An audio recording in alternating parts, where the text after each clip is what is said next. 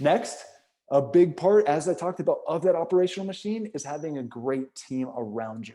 Okay, we've got some amazing squad all around the globe. It's one of the things that I'm most proud of in the world. And in the book, we break down a lot of strategies to help make sure that you have the same. So building an elite team, six-figure hustler, oftentimes thinks it's like, man, my team sucks, or they can't do it as well as me, or I just can't find anybody that's good enough, or blame it on the market or whatever. Like we just oftentimes blame, right? And we think people that should know what we know, or have our experience, or do things for super or cheap, or whatever it is. But instead, as I talked about earlier, let's take on that responsibility. What if it's my responsibility to set my team up for success? What if it's my responsibility to give them the proper systems and direction so that it's so easy that they can't fail? Think of McDonald's. McDonald's can hire anybody off the street because they put in the proper systems and training in place, right? And you can do the same. A six-figure hustler hopes for unicorns, whereas a seven-figure machine or seven-figure CEO leans into having systems so that they set that person up for success, using numbers as the guide to say, here's what's working, here's what's not, here's how you're doing, right? A six-figure hustler does a half-assed hiring push and kind of puts a job posting out there, does a couple things, kind of, sends it out and expects people to come to them. Whereas a seven-figure CEO says, you know what? Building a world-class team, this is the most important sales and marketing that I can do, is selling for people to come in. Because the right person on your team will not only change your life, it'll change your business, and hopefully they'll be a part of your team for many years to come. So treat it in that way, with that level of importance, and you'll be set up for success. Six-figure hustler doesn't have any accountability or support. They're too busy in the day-to-day to support their team. So how do you expect your team to succeed if that's the case? Whereas a seven-figure CEO gives clear guidance, has them aligned on what their role is, what matters, how they're being measured, and holds them accountable to that using the role scorecard and other things that we talk about.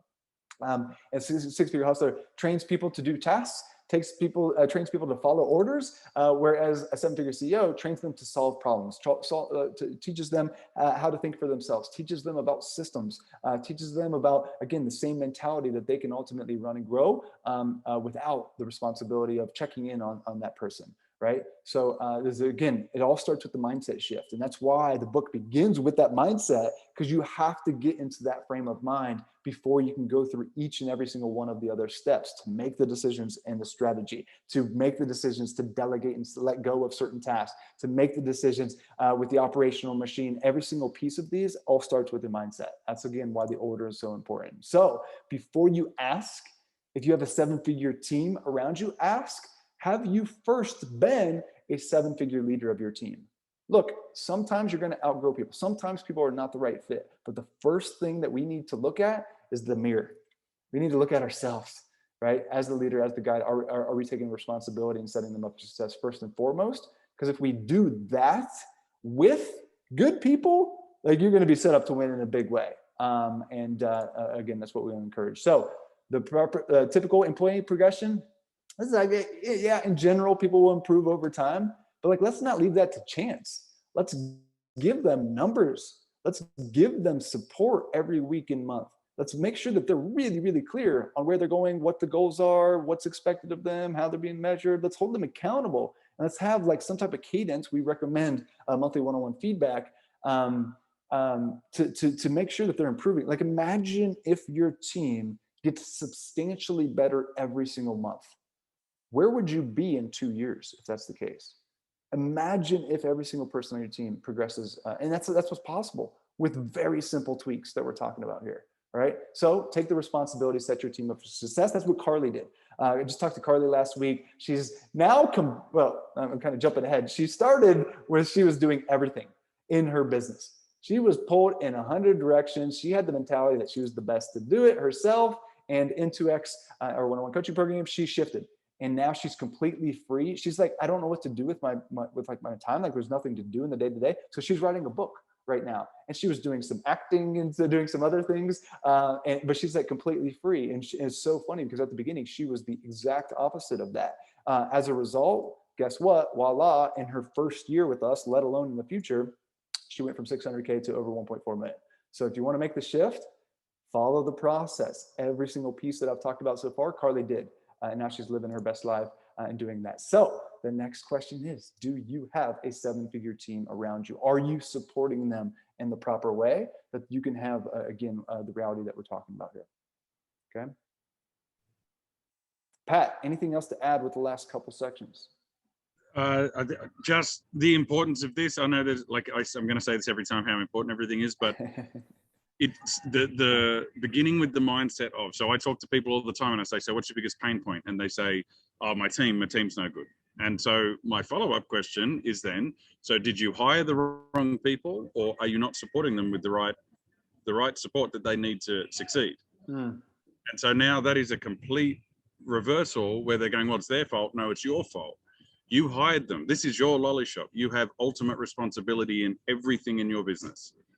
So when you start making that shift, it starts with the decision to say, I'm going to flip the switch and take extreme ownership, read that book by Jocko, and say, no, this is on me. I need to do this. So doing that, and then slowly coming to the understanding, like imagine sales. If you can close everyone at 80% close rate, you're still capped at one person. If you can teach people to do it and they can only do it at 60%, if you have 10 of them, it's still significantly better than you closing everyone at 80%. So you need to think bigger, and that all comes back to that mindset. You need to make a decision and shift your mindset to say, if I'm going to do this, if I'm at $1 million, what does the business look like?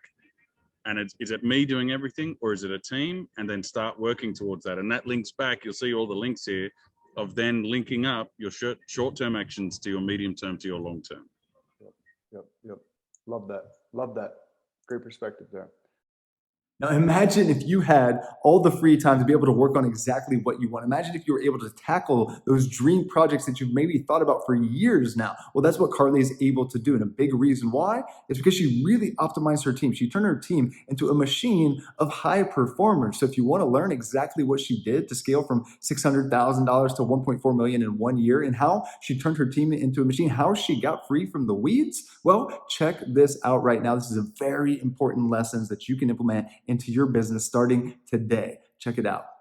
I knew that if I were to leave for any extended amount of time, things would just fall apart because everything was built around me. In those first few months that we worked with you guys, we'd really exploded after COVID. That period of time, even more so than now, we were just growing like crazy. We were doing $200,000 in revenue. Life is so different. It's amazing.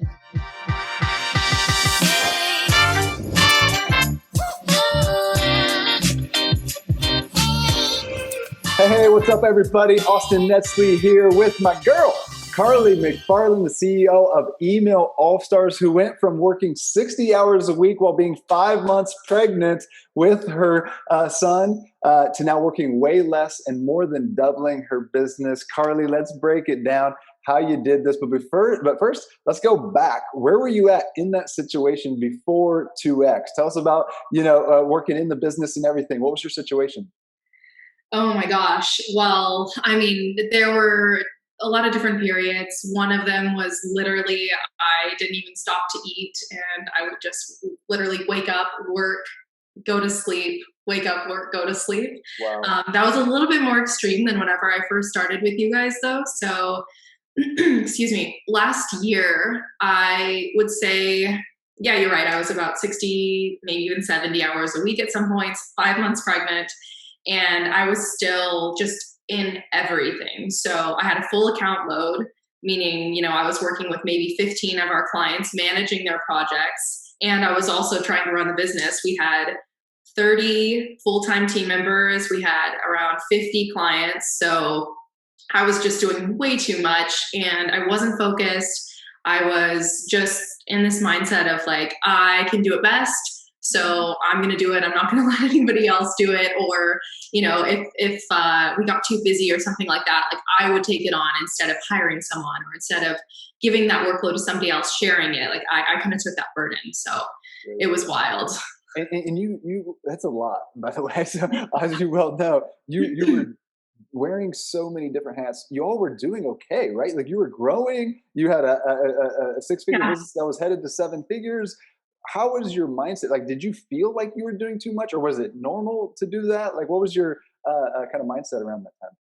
It was pretty normal for me to do that. Obviously, friends and family, everybody was always telling me to slow down, or like, why can't you come to dinner tonight, or whatever it was. But I've just been so obsessed with it that I couldn't let anything fall through the cracks, and I wanted everything to be so high quality that I was just afraid to let go. And I mean, I knew that ultimately it wasn't the best for my life. I know people like to say like it wasn't sustainable for me. I could have sustained it. It's just like my personality type, but I just know that it wasn't healthy. So I was really working on creating that balance in my life, right? Where I actually could go to dinner with my friends or family, or I could take a day off, something like that, which I never did before. Yeah. And that having that choice is so powerful, or that freedom of choice is so powerful. So Mhm. what was the trigger? What made you say, hey, I need some help. I need 2X? Well, being 5 months pregnant, I had no idea what was going to happen. I figured that, maybe I'd be in the hospital for a couple of days and maybe I might need to take a month or two off. Honestly, I had been saying out loud, even though I don't think I had internalized it yet, that I wanted to take a little bit of maternity leave and take a little bit of a break. So I knew that if I were to leave for any extended amount of time, things would just fall apart because everything was built around me. I didn't have processes in place to hand things off to people. In some way, everything that we did somehow revolved around me. And so there was no way for me to step back without letting things fall through the crack or just letting things fall apart. So I knew that I needed some fast help because remember, I only have 4 months left at this point, to get things stable enough to where I could leave if I needed to. So then you joined 2X, and fast forward to today, like what are some of the highlights, some of the results that you've achieved since then? Yeah, we've had some crazy results. Speaking revenue wise, we were around $50,000 in revenue per month. In those first few months that we worked with you guys, we'd really exploded after COVID. So, I mean, that period of time, even more so than now, we were just growing like crazy. So some of the months were double, some triple, some quadruple. And I mean, we literally got up to some months where we were doing $200,000 in revenue per month. Wow. So it was wild, and we really needed that help with systems so that we could, more efficiently scale up to that level to be able to still handle it with, a high level of quality. So, in general, we don't still have that 4X, but we have a steady kind of 2 to 3X in revenue from what we were then. We also have over 20 new team members since then. So we were at 30, now we're at 50 plus. And it's not just crazy wild. Oh, I actually forgot to mention I was managing everybody. So everybody directly reported to me, and now there are only 3 people reporting to me. So can you imagine if I was still managing a full workload, 50 people reporting? Oh my gosh. So my mindset has changed significantly. Revenue has steadily doubled to tripled. Team has grown, and now we know our numbers. We have processes in place. We're still building SOPs, and we're building training programs, and everything is just so significantly more stable. That's so huge. And your time, as a result of that, you went from working 60, 70 hours a week. What's your time look like now? Talk a little Yeah, so time-wise, I'm less than 40 hours a week. I still am kind of crazy. So we actually launched a sister agency that now I'm kind of doing the sales for that and running that. So we're just kind of getting that off the ground. So I spend a bit more time doing that. But honestly, I could walk away for 6 months and I could come back and everything would be fine. So I really don't have to be involved at all, but I still am like kind of 30-ish hours, I'd say. Yeah. That's great. So about half the time, more than double the revenue. How quickly did you feel the impacts of some of the changes, of some of the systems, operations, and team changes that we were able to support you with? When we were immediately able to handle that 4X amount of business from working with you guys, it only was like 3 months later that we hit that. And we were able to scale that efficiently. So, I mean, it was pretty immediate. That's beautiful. And one of my favorite things that you transformed to, one of the hardest parts, is the mindset piece. So you said before you thought everything had to go through you. You were the best to do certain things. What would you say like helped you make that leap? Because it is very hard to kind of let go of some certain things. So you grew your team, but you also grew your freedom by letting go. How did you do that from a mindset standpoint? You know what? I think it was really Brian, our coach. He has been really awesome with me, and he has kind of a similar personality type to me. So he really understood. Anytime he would ask me something and I would say, well, yeah, but I need to do it because of this. And he would kind of just like sit back and be like, okay, let's dig into that a little bit. Why do you feel like you're the one who needs to be doing that? And so really he just kept throwing back what I would say.